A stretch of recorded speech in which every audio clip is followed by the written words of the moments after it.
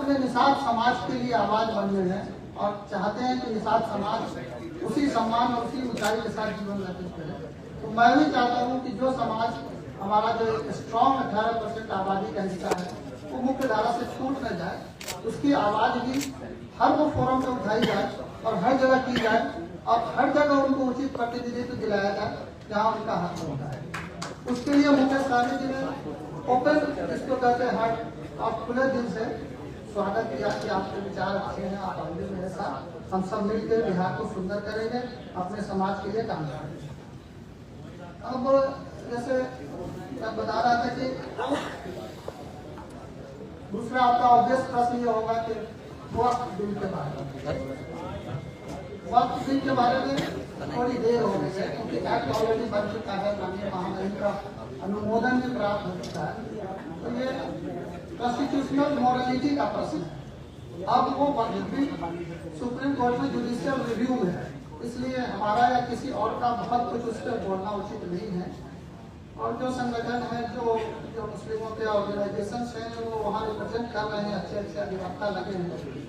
तो आर्टिकल 25 और 26 से जो सरकार ने जो जिसको कहते हैं जो भी उसके आर्टिकल के इथोस को जो है उसके वायलेट करके और जैसे भी एक्ट लाया हो, अब सुप्रीम कोर्ट, माननीय सुप्रीम कोर्ट में हम सबको भरोसा होना चाहिए, वो रिव्यू करेंगे और वो देखेंगे कि यह सस्टेन करता है कि नहीं करता है और आगे की आगे देखी जाएगी।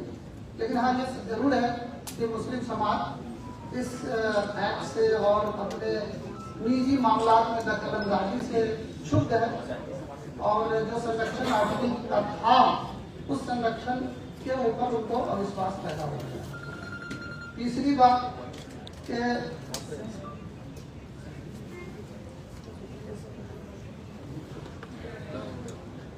जो बीजेपी जो हमारी मुख्य विपक्षी पार्टी है वो आप देख रहे हैं पिछले कुछ दिनों में मादा और पसमादा की पॉलिटिक्स कर रहे हैं।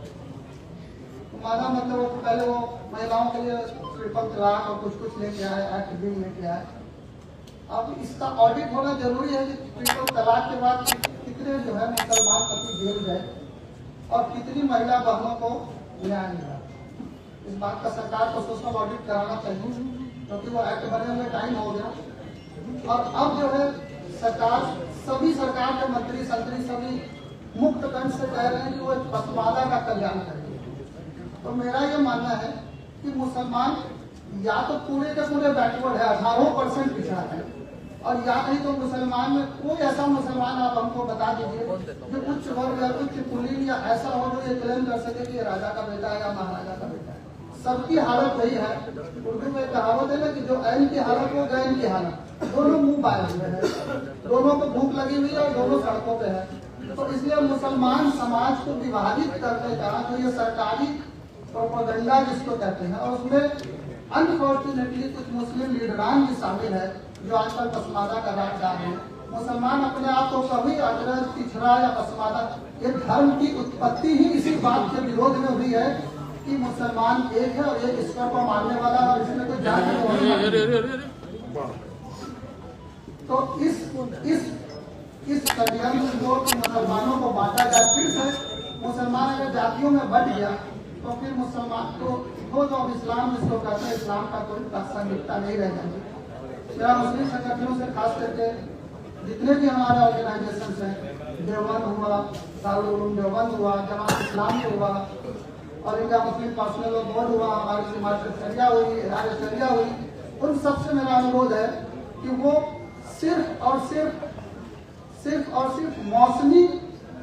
मौसमी बरसात में वो आके हर बिल और हर एक्ट के खिलाफ बाहर आ जाते हैं। उनको जब भी दीन से लगता है कि ये इनके स्टेटस को डिस्टर्ब किया जा रहा है तो वो सब बाहर आ जाते हैं। लेकिन जो सोशल रिफॉर्म का और जो इंटरनल रिफॉर्म का काम मुसलमानों के बीच होना चाहिए, हमारी किसी ऑर्गेनाइजेशन ने न डेयर किया, न हिम्मत किया और न उसको छूने की कोशिश की। मेरा उनसे विनम्र निवेदन है, मेरी मुखलसाना आजिज़ी गुजारिश है इन सब लोगों से, जिन लोगों का हमने नाम लिया है, कि आप मतभेद भुलाइए। मुसलमान के वोट की कीमत सिर्फ और सिर्फ इकट्ठे है। अगर मुसलमान का वोट बढ़ गया तो वो किसी काम का नहीं, आप भी डिवैल्यूड हो जाएंगे, आपका वोट भी डिवैल्यूड हो गया।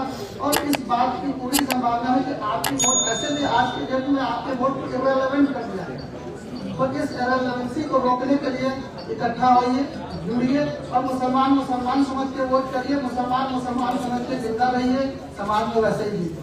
Thank you very much.